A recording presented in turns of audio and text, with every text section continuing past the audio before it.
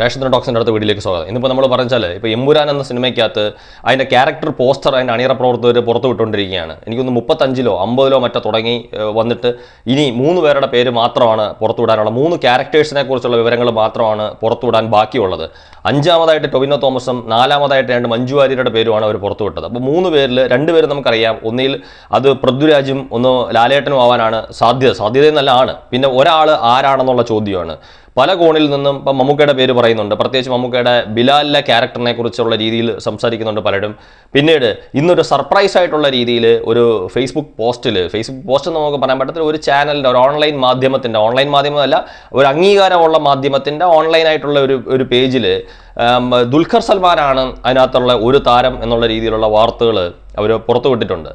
അപ്പോൾ എനിക്ക് തോന്നുന്ന ഒരു കാരണവശാലും ദുൽഖർ സൽമാൻ ഈ സിനിമയ്ക്കകത്ത് അഭിനയിക്കാൻ യാതൊരുവിധ സാധ്യതയില്ലെന്നാണ് ഞാൻ കണക്കാക്കുന്നത്. അതിൻ്റെ കാര്യം എന്ന് വെച്ചാൽ ഇപ്പോൾ അദ്ദേഹത്തിനെ സംബന്ധിച്ചിടത്തോളം അദ്ദേഹം വളരെയേറെ തിരക്കിലാണ്. അദ്ദേഹത്തിൻ്റെ ഇപ്പോഴത്തെ തെലുങ്ക് സിനിമ നമുക്കറിയാം. ആദ്യം മഹാനടി എന്ന് പറയുന്ന ഒരു 83 കോടിയോളം നേടിയിട്ടുള്ള ഒരു തെലുങ്ക് സിനിമ, പിന്നീട് സീതാരാമം എന്ന് പറയുന്ന 98 കോടിയോളം നേടിയിട്ടുള്ള ഒരു തെലുങ്ക് സിനിമ, അതിനുശേഷം വേണ്ട 116, 117, അതായത് 120 കോടിയോളം കളക്ഷൻ നേടിയിട്ടുള്ള ലക്കി ഭാസ്കർ എന്ന തെലുങ്ക് സിനിമ. ഈ 3 സിനിമയ്ക്കിന് ശേഷം അദ്ദേഹത്തിൻ്റെ തമിഴിലുള്ള ഒരു പ്രോജക്റ്റിൻ്റെ ഷൂട്ട് നടന്നുകൊണ്ടിരിക്കുകയാണ്. കാന്ത എന്ന ചിത്രത്തിൻ്റെ ഒരു ഷൂട്ട് നടന്നുകൊണ്ടിരിക്കുക. ഇത് കഴിഞ്ഞാൽ തന്നെ അദ്ദേഹത്തിന് പിന്നെ വളരെ തിരക്കുള്ള രീതിയിൽ മലയാളത്തിൽ ഒരു 3 സിനിമ, 3 ഒന്ന് നാസ് ഹിദായത്തിൻ്റെ, ഒന്ന് സൗബിൻ്റെ സിനിമകൾ, പിന്നെ ഒരു പുതുമുഖ സംവിധായകൻ്റെയും അദ്ദേഹം തന്നെ പറയുന്ന സിനിമകൾ. അതിനോടൊപ്പം അദ്ദേഹത്തിൻ്റെ തെലുങ്ക് സിനിമയുടെ ഷൂട്ട് തുടങ്ങാൻ വേണ്ടിയിട്ട് അദ്ദേഹത്തിനെ കാത്തിരിക്കുകയാണ്. കാര്യം ഈ തമിഴ് കഴിഞ്ഞിട്ട് അദ്ദേഹം മലയാള സിനിമയിലായിട്ടാണോ ജോയിൻ ചെയ്യുന്നത്, അദ്ദേഹത്തിൻ്റെ തെലുങ്ക് സിനിമയുടെ ഷൂട്ട് തുടങ്ങി വെക്കുകയാണെന്നുള്ള രീതിയിൽ അത്രയും ബിസി ആയിട്ട് പോയിക്കൊണ്ടിരിക്കുന്ന ദുൽഖർ സൽമാൻ എന്ന് പറയുന്ന ഒരു നടൻ ഇപ്പം ലൂസിഫറിൻ്റെ 2ാം ഭാഗമായിട്ടുള്ള എമ്പുരാനുമായിട്ട് സഹകരിക്കുമെന്ന് എനിക്ക് നിലവിൽ തോന്നുന്നില്ല. പക്ഷേ എന്നിരുന്നാലും നമ്മൾ പറയുന്ന കണക്ക് എങ്ങനെയാണെങ്കിലും നമുക്ക് ചിലപ്പോൾ ഒന്ന് പ്രതീക്ഷിക്കാൻ സാധിച്ചാലോ എന്ന് ഞാനൊന്ന് ആലോചിച്ച് നോക്കി. ഒരു പക്ഷേ ചിലപ്പോൾ ദുൽഖർ ഈ പറയുന്ന കണക്ക് ഈ സിനിമയുടെ ഒരു ഭാഗമായാലോ എന്ന്. പക്ഷേ അപ്പോൾ എനിക്ക് മനസ്സിലാകുന്നതെന്ന് വെച്ചാൽ കാര്യം ദുൽഖർ സൽമാനോളം വരുന്ന ഒരു ക്രൗഡ് പുള്ളർ ഞാൻ പല പ്രാവശ്യം പറഞ്ഞിട്ടുണ്ട്, ഞാൻ മാത്രമല്ല പലരും പറഞ്ഞിട്ടുണ്ട്. ഇപ്പം ബിഗ് എംസ് എന്ന് നമ്മൾ പറയുന്ന മമ്മൂക്കയും ലാലേട്ടനും ക്രൗഡ് പുള്ളർ എന്നുള്ള രീതിയിൽ ഉൾപ്പെടെ എങ്ങനെ നോക്കിയാലും മലയാളത്തിലെ ഏറ്റവും ടോപ്പായിട്ടുള്ള 2 ആൾക്കാർ തന്നെയാണ്. പക്ഷേ നമുക്കറിയാവുന്ന ഒരു യാഥാർത്ഥ്യമുണ്ട്. ഇപ്പം അടുത്ത തലമുറയിലെ ഒരു നടനെ നമുക്ക് ഈ ബിഗ് എംസുമായിട്ട് ക്രൗഡ് പുള്ളർ എന്നുള്ള രീതിയിൽ മത്സരിക്കണമെന്നുണ്ടെങ്കിൽ, അല്ലെങ്കിൽ ഒരു രീതിയിൽ കൊണ്ടുവരണമെന്നുണ്ടെങ്കിൽ അത് ദുൽഖർ സൽമാൻ അല്ലാതെ മറ്റ് ഒരു യുവതാരവും ഇല്ല. അത് ആരും ഇല്ല എന്ന് ഞാൻ പറയുന്നില്ല, പക്ഷേ ഉള്ളവരിൽ മുൻപന്തിയിൽ നിൽക്കുന്ന ആൾ ദുൽഖർ സൽമാൻ തന്നെയാണ്. കാര്യം അദ്ദേഹം കഴിഞ്ഞ കാലങ്ങളിലെല്ലാം അത് പ്രൂവ് ചെയ്തിട്ടുണ്ട്.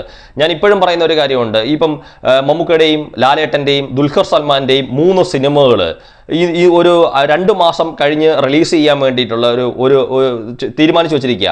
അതിൻ്റെ ഒരു ഹൈപ്പ് ഇപ്പോഴും തന്നെ കൊടുത്തു തുടങ്ങിക്കഴിഞ്ഞാൽ, ഞാൻ പറഞ്ഞത് ട്രാക്കിംഗ് ഇല്ലാത്ത കാലത്ത് തള്ളിക്കയറ്റിയിട്ടുള്ള ചില ആളുകളുടെ സിനിമകളും കളക്ഷനുകളും ഉണ്ട്. അത് ചില ആൾക്കാരുടെ പരിപാടികളും കാര്യങ്ങളും ഒക്കെ നമ്മൾ പല പ്രാവശ്യം കണ്ടിട്ടുണ്ട്. അത്തരത്തിലുള്ള ട്രാക്കിംഗ് ഇല്ലാതിരുന്ന കാലമല്ല. ഇപ്പം സാഗ്നെൽക്കിനെ പോലെ ഒരു ആധികാരികതയുള്ള ഒരു വെബ്സൈറ്റ് ഉള്ള സ്ഥിതിക്ക് ഇപ്പം നമ്മൾ പറഞ്ഞ ഒരു ഹൈപ്പോടുകൂടി മാക്സിമം ഹൈപ്പ് കൊടുത്ത് ഈ 3 സിനിമയ്ക്കും ഒരു ബഡ്ജറ്റ് ഒരു ഏകദേശം ഒന്ന് തന്നെയാണെന്ന് നമ്മൾ വെക്കുക. അതൊരിക്കലും സാധ്യമാവുന്ന കാര്യമല്ല, അങ്ങനെ വിചാരിക്കുക.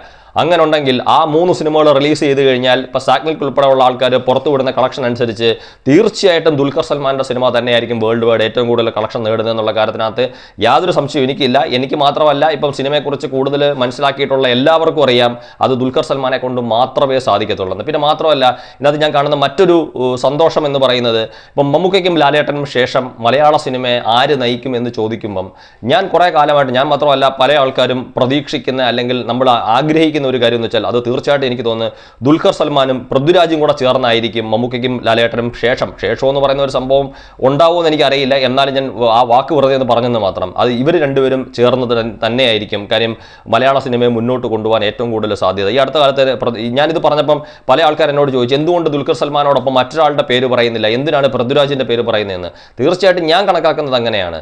മാത്രമല്ല, ഈ അടുത്ത കാലത്ത് പൃഥ്വിരാജ് ഒരു ഇൻ്റർവ്യൂവിൽ പറയുകയുണ്ടായി, അദ്ദേഹം ഏറ്റവും കൂടുതൽ ആഗ്രഹിക്കുന്ന ഒന്ന് ദുൽഖർ സൽമാനും പൃഥ്വിരാജും കൂടെ ഒരു തുല്യ പ്രാധാന്യമുള്ള രീതിയിൽ ഒരു സിനിമയ്ക്കകത്ത് സഹകരിക്കുന്നതിനെ കുറിച്ചാണ്. അത് പൃഥ്വിരാജ് ഒരുപാട് ആഗ്രഹിക്കുന്നുണ്ട്, പ്രേക്ഷകരും അത്തരത്തിലുള്ള രീതിയിൽ ആഗ്രഹിക്കുന്നുണ്ടാവും എന്നാണ് ഞാൻ വിശ്വസിക്കുന്നത്. എനിക്കത്ര ആഗ്രഹമുണ്ട്. ദുൽഖർ ഒരു പക്ഷേ ചിലപ്പം അത്രയും അതിൽ ആഗ്രഹിക്കുന്നുണ്ടാവും എന്നുള്ള രീതിയിൽ പൃഥ്വിരാജ് പറഞ്ഞു. കാര്യം അദ്ദേഹത്തിൻ്റെ മനസ്സിൽ മാത്രമല്ല, ഇപ്പം സിനിമയെ സ്നേഹിക്കുന്ന ഒരുപാട് പ്രേക്ഷകരുടെ മനസ്സിൽ, എൻ്റെ മനസ്സിലുണ്ട്. മമ്മൂക്ക ലാലേട്ടനോട് ഒരു സിനിമയ്ക്കകത്ത് ഒരുമിച്ച് വരുമ്പം ഉള്ള ഒരു ഫീൽ ആയിരിക്കും എനിക്ക് തീർച്ചയായിട്ടും അവർ രണ്ടുപേരോട് ഒരു സിനിമയ്ക്കകത്ത് ഒരുമിച്ച് വരിക എന്ന് പറയുന്നത്. അപ്പം ഇതൊക്കെ ഒരു യാഥാർത്ഥ്യമായിരിക്കും. മാത്രമല്ല ഇപ്പം നമ്മൾ മുമ്പേ പറഞ്ഞ കണക്ക് ഇപ്പം ഈ സിനിമയ്ക്കകത്ത് മമ്മൂക്ക അധികാരമായിട്ട് എത്തുന്നില്ല, ലാലേട്ടനാണ് ഈ സിനിമയ്ക്കകത്ത് മെയിൻ റോൾ ചെയ്യുന്നത്. അപ്പോൾ അദ്ദേഹത്തിനെ നമ്മളൊന്ന് മാറ്റി നിർത്തി കഴിഞ്ഞാൽ പിന്നീട് എനിക്ക് തോന്നുന്നത് ഇപ്പം ദുൽഖറിനെയും പൃഥ്വിരാജിനെയും പോലുള്ള രണ്ട് ആൾക്കാർ നമ്മൾ പറഞ്ഞ കണക്ക് ഭാവിയിലേക്കുള്ള നമ്മുടെ വാഗ്ദാനങ്ങളായിട്ടുള്ള രണ്ട് ആൾക്കാരോടൊപ്പം അവരോളം എത്തിയില്ലെങ്കിലും ഒരു പക്ഷേ ചിലപ്പം എന്നെങ്കിലും അവർക്കൊപ്പം എത്താൻ സാധിക്കുന്ന ടൊവിനോ തോമസ് എന്ന് പറയുന്ന ഒരു നായകൻ കൂടി ഈ സിനിമയ്ക്കകത്ത് ഉണ്ട് എന്നുള്ളത് ഈ സിനിമയുടെ പ്രതീക്ഷ വളരെയേറെ വർദ്ധിപ്പിക്കുന്നതാണ്. അപ്പം ഇവരെല്ലാവരും നമ്മൾ ഈ ഒരു രീതിയിലാണ്, അല്ലെങ്കിൽ ഇത്തരത്തിലുള്ള രീതിയിൽ ഇപ്പോൾ സോഷ്യൽ മീഡിയയിൽ വരുന്ന കണക്ക് ഇപ്പം മമ്മൂക്കയുടെ ഒരു ക്യാരക്ടറോ അല്ലെങ്കിൽ ദുൽഖർ സൽമാൻ്റെ ഒരു ക്യാരക്ടറോ വരുമ്പം അവർക്ക് എന്ത് ചെയ്യാൻ സാധിക്കും, സിനിമ എങ്ങനെ ഓടും, പ്രത്യേകിച്ച് ഒരു ഗുണവും ചെയ്യില്ലെന്നൊക്കെ ചില ലാലേട്ടൻ ഫാൻസ് പറയുന്നുണ്ട്. ആ ചില ലാലേട്ടൻ ഫാൻസിനെ കുറ്റം പറഞ്ഞിട്ട് കാര്യമില്ല. അതുകൊണ്ടാണ് അവർ ചില ലാലേട്ടൻ ഫാൻസ് ആയിട്ട് തന്നെ ഇരിക്കുന്നത്.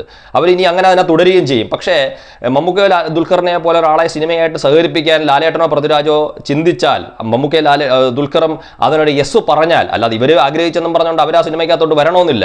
അവരത്തരത്തിലുള്ള ഒരു രീതിയിൽ ഈ സിനിമയുമായിട്ട് സഹകരിച്ച് മുന്നോട്ട് പോകാൻ തീരുമാനിച്ചു കഴിഞ്ഞാൽ ആ സിനിമയ്ക്ക് ഉണ്ടാകുന്ന ഒരു റീച്ച്, പ്രത്യേകിച്ച് നമുക്കറിയാം മഹാനടി പോലെയും സീതാരാമൻ പോലെയും ലക്കി ഭാസ്കർ പോലെയുള്ള വലിയ വലിയ സിനിമകൾ വിജയിപ്പിച്ചിട്ട് വരുന്ന സൗത്ത് ഇന്ത്യ മുഴുവൻ ഏറ്റവും കൂടുതൽ ശ്രദ്ധിക്കുന്ന, അല്ലെങ്കിൽ ഏറ്റവും വലിയ മലയാളത്തിൽ നിന്ന് അന്യഭാഷയിലേക്ക് നമുക്ക് എടുത്തു കാണിക്കാവുന്ന മലയാളത്തിൻ്റെ ഏറ്റവും വലിയ ക്രൗഡ് പുള്ളറായിട്ടുള്ള ദുൽഖർ സൽമാൻ ആ സിനിമയിൽ വരികയാണെങ്കിൽ തീർച്ചയായിട്ടും ഈ സിനിമയ്ക്ക് ഉണ്ടാകുന്ന ഒരു മറ്റു ഭാഷകളിലേക്ക് ഉണ്ടാകുന്ന ഒരു റീച്ച് എന്താണെന്നുള്ള കാര്യം കണക്ക് കൂട്ടാം. നമുക്ക് ഈസി ആയിട്ട്, പ്രത്യേകിച്ച് ഞാൻ പറഞ്ഞ ലാലേട്ടനും പൃഥ്വിരാജിനും അത് വളരെ നിസ്സാരമായിട്ട് അവരുടെ ഇത്രയും വർഷത്തെ എക്സ്പീരിയൻസ് കൊണ്ട് അവർക്ക് ഇത് മനസ്സിലാക്കാവുന്നതേ ഉള്ളൂ. ഇപ്പം ചില ആൾക്കാർ പറയാറുണ്ട് ഇപ്പം മമ്മൂക്ക ഇതിനകത്ത് വരുമ്പം ഈ സിനിമയ്ക്കകത്ത് സഹകരിച്ചിട്ട് മമ്മൂക്കയ്ക്ക് ഒരു 100 കോടി നേടിയെടുക്കാവുന്നതാണ് മമ്മൂക്ക കണക്കാക്കുന്നതെന്ന്.